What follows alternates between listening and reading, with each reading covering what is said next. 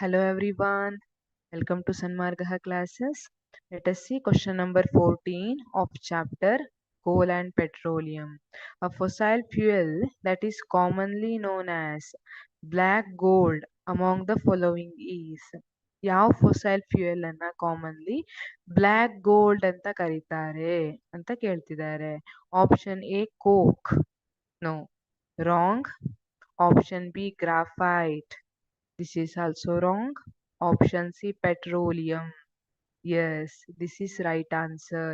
Petroleum is called as black gold due to its commercial usage. ಇದು great commercial application ಅನ್ನ ಹೊಂದಿದೆ. ಆ ರೀಸನ್ಗೆ petroleum ಅನ್ನ ಬ್ಲ್ಯಾಕ್ ಗೋಲ್ಡ್ ಅಂತ ಕರೀತಾರೆ.